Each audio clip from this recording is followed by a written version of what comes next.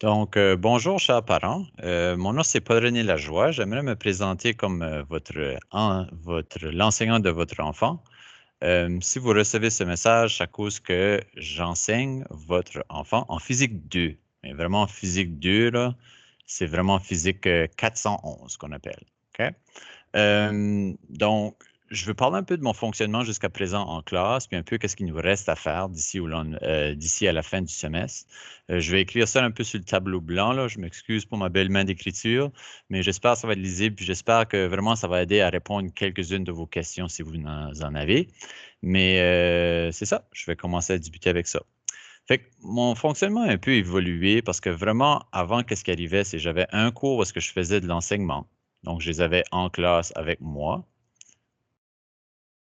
Puis ensuite, il y avait un cours où est-ce qu'à la maison, les élèves, ça c'est censé être une maison, les élèves pouvaient faire leurs devoirs.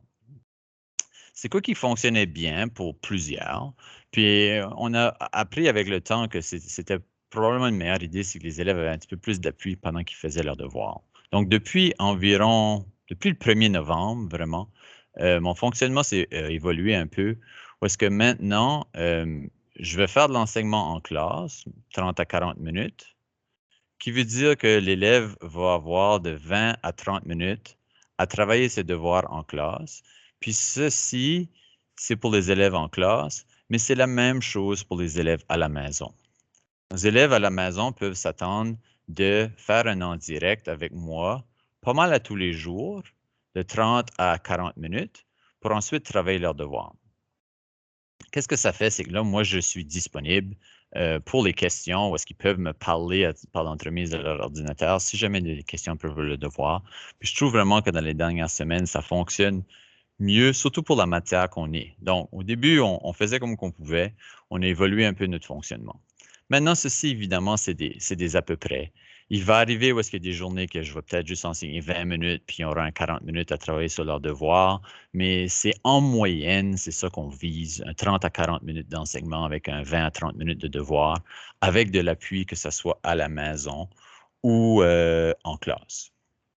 Donc, première chose, c'est que vous allez voir, les notes sont déjà pas mal tous sur mon accès, mais vous allez voir que les notes sur mon accès jusqu'à présent euh, représentent le premier test. Donc, le premier test, c'était la cinématique. Donc, c'était ça qui était le premier test. Puis c'est ça qui est la note qui va apparaître sur le bulletin. OK? Donc, sur le bulletin, c'est le premier test.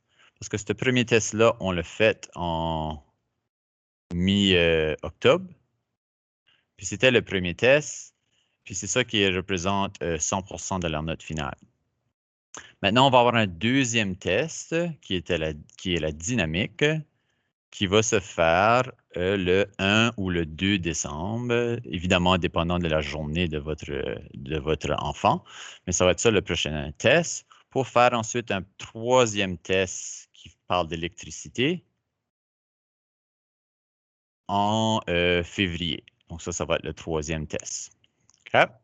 Donc, qu'est-ce qui arrive, c'est que tous ces tests-là ont le même poids, qui veut dire que ça devrait être environ 33% par test.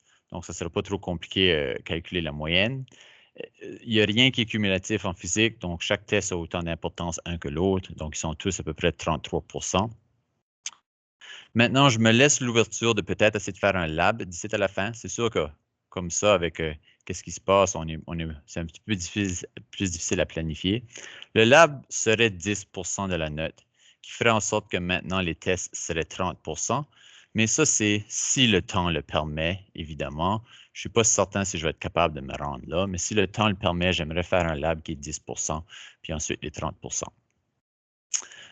Ça va être à peu près ça qui va ressembler à ça. Donc, il y aura des rencontres paramètres la semaine prochaine. Donc, vous allez recevoir par courriel l'information comment vous enregistrer. C'est bien de vous servir du programme qui vont le faire, mais assurez-vous de mettre le nom de votre enfant dedans ça, parce que bien que je connais bien vos enfants, je ne connais pas vos noms encore. Donc, assurez-vous de mettre le nom de l'enfant parce que vous enregistrez pour des rencontres paramètres. Mais j'espère qu'aujourd'hui, j'ai pu répondre un peu les questions que vous aviez. Qu'est-ce qu'on a, de la façon qu'on fonctionne jusqu'à présent. Mais que si vous voulez, sentez encore la nécessité de venir me rencontrer, c'est correct. Moi, s'il y en a que je veux rencontrer directement, je vais vous contacter avec un courriel. Mais si vous recevez rien de moi, ça veut dire que c'est ouvert, mais ce n'est pas nécessaire si vous ne voulez pas venir me rencontrer. Donc, je vous remercie beaucoup de votre attention. Je vous souhaite une bonne fin de journée. Puis, c'est tout pour moi aujourd'hui. Merci beaucoup.